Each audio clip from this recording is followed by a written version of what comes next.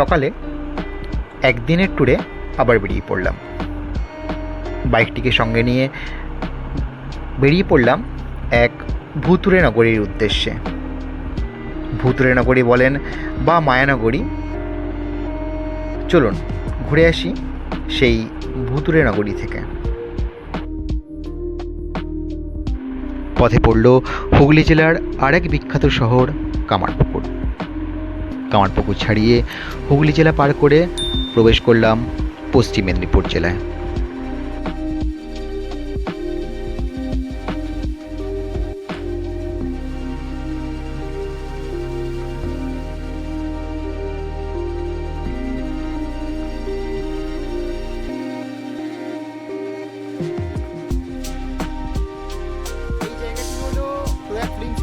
রাস্তা এর একদিকে চলে গেছে মেদিনীপুরে খড়গপুর, আর আমার ডান দিকে হচ্ছে চন্দ্রকোনা রোড হয়ে বাঁকুড়া বিষ্ণুপুর চলে গেছে।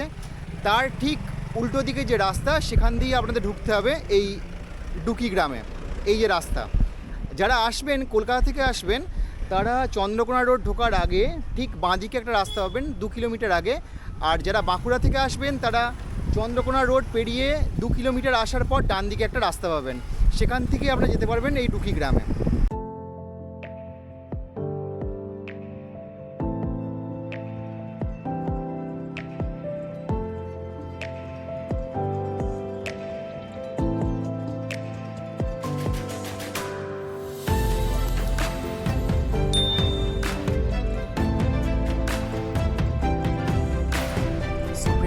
শেষ পর্যন্ত পৌঁছে গেছি সেই মায়ানগরীতে।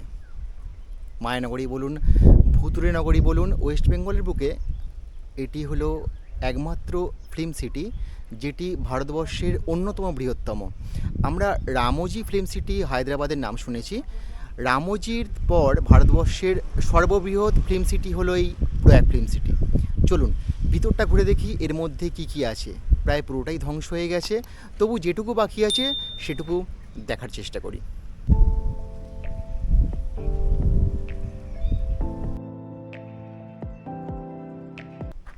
মায়ানগরীর পুরোটি ঘোরার টিকিট হলো 300 টাকা। এখন এই যে টিকিট আবার হাতে দিয়েছে, এই টিকিট ওনারা দিয়েছেন 300 টাকার মূল্যে। এর মধ্যে একটা 5D সিনেমা রয়েছে যেটি শুরু হবে বিকেল 4টের সময়। এখানে একটি জায়গা আছে আপনাদের দেখাবো যেখানে 5D শোটা হয়। তো সেখানে গেলে এই টিকিটের মধ্যে অর্থাৎ 300 টাকার মধ্যেই আপনারা সেই 5D শোটা দেখতে পারবেন। যদি সময় থাকে কেউ দেখতে পারেন, আমার হাতে তো সময় নেই পুরোটা, মানে বিকেল 4টে পর্যন্ত থাকা অসম্ভব, হয়তো দেখতে পাবো না, তবু চেষ্টা করব যদি 4টে পর্যন্ত থাকি তাহলে 5D শোটা দেখে যাবার।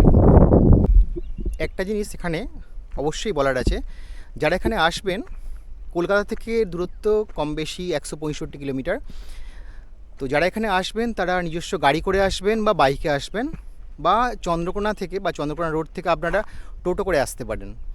কারণ এর ভিতরে জায়গাটা এতই বড়, আপনারা হেঁটে সারাদিন ঘুরেও শেষ করতে পারবেন না, এবং সেটি খুব কষ্টকর হবে, এবং চারিদিকটা প্রায় জঙ্গলে ভর্তি, হেঁটে ঘোরাও যাবে না। তাই জন্য আপনারা বাইক বা গাড়ি বা টোটো যে কোনো একটার মাধ্যমে এসে এখান থেকে এটা পুরোটা ঘুরতে পারবেন। এবং এর মধ্যে বাইক বা গাড়ি এবং টোটো সব কিছুই অ্যালাউ আছে। 2012 সালের 5ই এপ্রিল বলিউডের মেগাস্টার শাহরুখ খান এর উদ্বোধন করেছিলেন। ভারতবর্ষের যতগুলো ফিল্ম সিটি আছে তার মধ্যে দ্বিতীয় বৃহত্তম ফিল্ম সিটি হচ্ছে এই প্রয়াগ ফিল্ম সিটি। পশ্চিম মেদিনীপুর জেলার চন্দ্রকোনার কাছে ডুকি গ্রামে প্রায় 1600 একর জায়গা নিয়ে এই প্রয়াগ ফিল্ম সিটি তৈরি হয়েছিল। তৎকালীন সময়ে অর্থাৎ 2012 সালে এই ফিল্ম সিটি তৈরি করতে খরচ হয়েছিল প্রায় 1000 একর জায়গা নিয়ে এই ফিল্ম সিটি বিস্তৃত। চলুন ঘুরে দেখি এর মধ্যে কি কি আছে।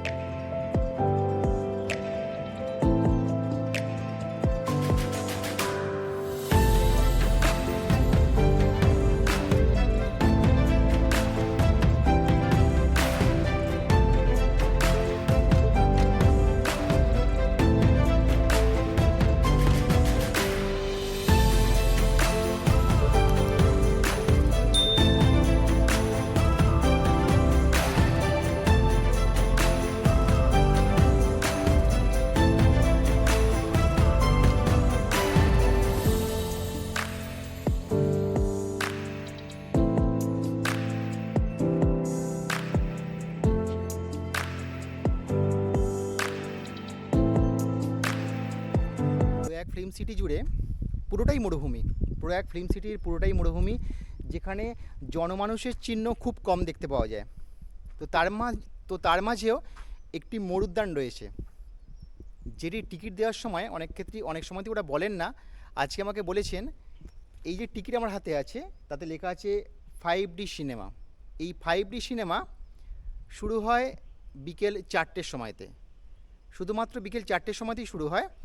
এই অংশটায় আপনারা ওনাদের জিজ্ঞাসা করলে বলে দেবে, এই অংশটায় 5D সিনেমা ঠিক বিকেল 4টের সময় শুরু হয়। যদি কেউ আসতে পারেন বা আসতে চান এই সময়ে, তাহলে এইখানে এসে আপনারা যোগাযোগ করতে পারবেন।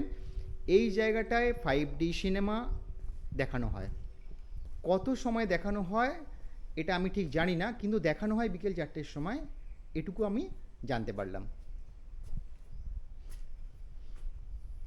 অর্থাৎ বলতে পারা যায় যে পুরো প্রয়াগ ফিল্ম সিটি যদি মরুভূমি হয়, তাহলে তার বুকে এক টুকরো মরুদ্যান হয়ে বেঁচে রয়েছে এই 5D শো। বাকি আর কোথাও কোনো কিছুই আর চালু নেই, সমস্ত কিছুই বন্ধ হয়ে গেছে।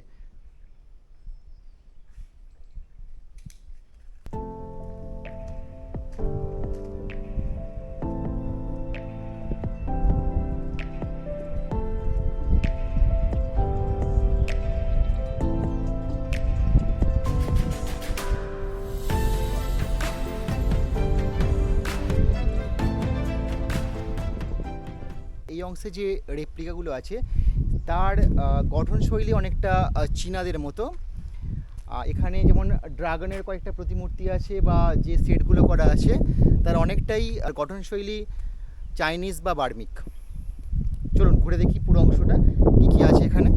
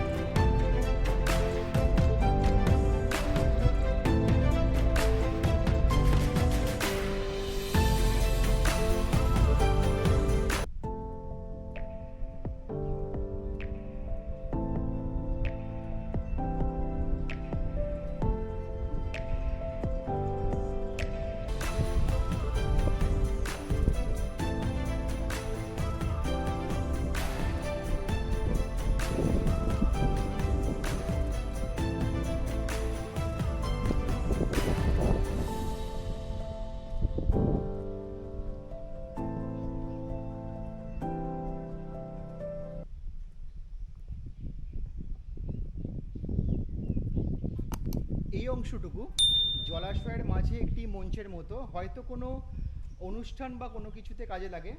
যদিও আমি ডান দিকে দেখতে পাচ্ছি প্যান্ডেল বাঁশ বাঁধা রয়েছে, তার মানে কোনো অনুষ্ঠান বা কোনো কিছুর জন্য এটিকে ব্যবহার করা হয় এখনও।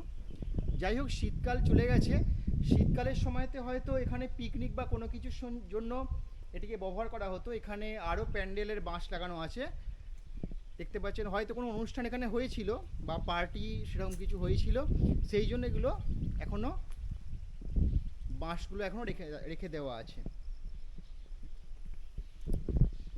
এটি একটি জলাশয়।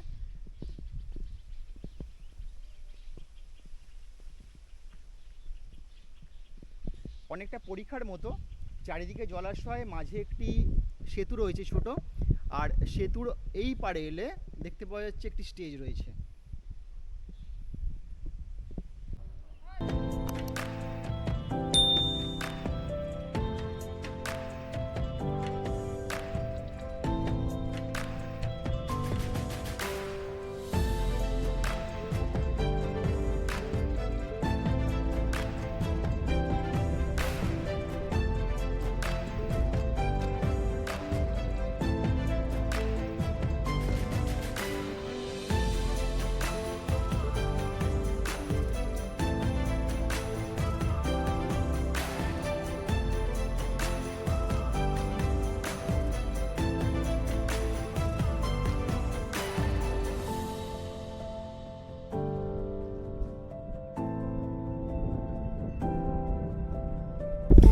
খুব সম্ভবত এটি কোনো হোটেল যেটি তৈরি হওয়ার আগেই শেষ হয়ে গিয়েছিল, মানে এখানে সমস্ত কিছু বন্ধ হয়ে গিয়েছিল।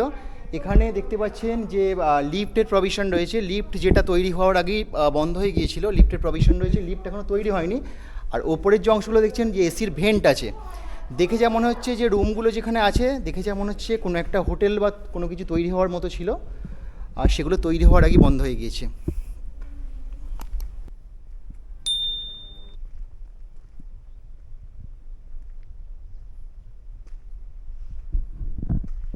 দেখুন এখানে একটি জলাশয় রয়েছে, জলাশয়টি প্রায় শুকিয়েই গেছে, আর এই জলাশয়ের দুদিকে বেশ কতগুলো কটেজ রয়েছে, সুন্দর তার গঠনশৈলী।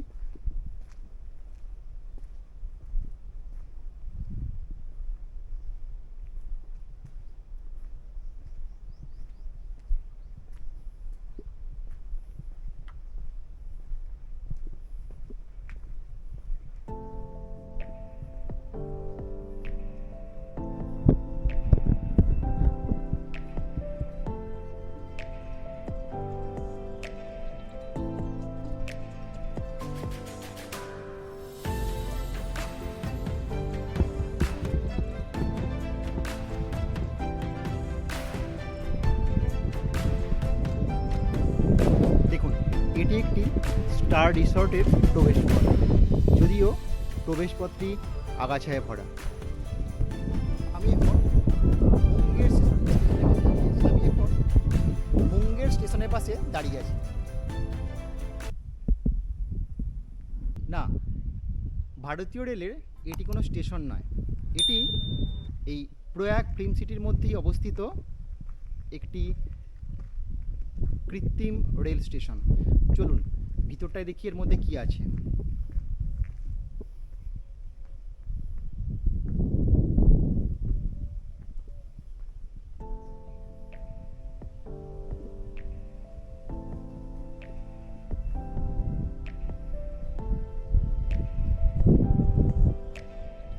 যেমন একটি রেল স্টেশন হয় তার মধ্যে টিকিট কাউন্টার থাকে, ঠিক সেই রকমই এখানে টিকিট কাউন্টার রয়েছে এবং একটি ওভারব্রিজও রয়েছে।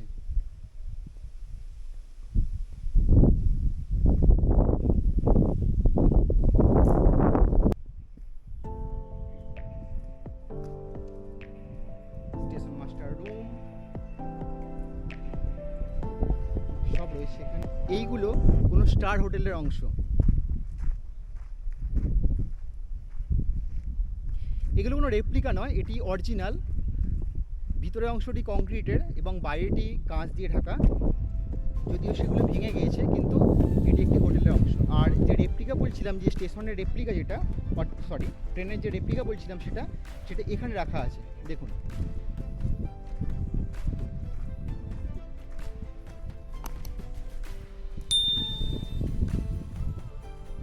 রেলের দুটি বগি, দুটি নয় চারটি বগি পরপর রাখা আছে। এইগুলি ওখানে ওই স্টেশনের মাঝে রাখা ছিল, কোনো এক কারণে এটিকে এখানে রাখা হয়েছে। দেখুন জনমানবহীন এক মায়ানগরী, সব আছে দুদিকে, বাড়িঘর, রাস্তাঘাট, কোনোটাই অরিজিনাল নয়।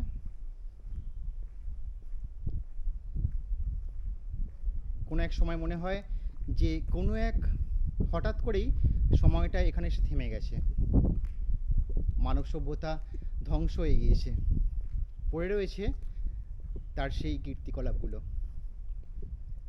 মানুষের কীর্তিগুলো পড়ে রয়েছে, কিন্তু হঠাৎ করেই যেন মানুষগুলো উধাও হয়ে গিয়েছে।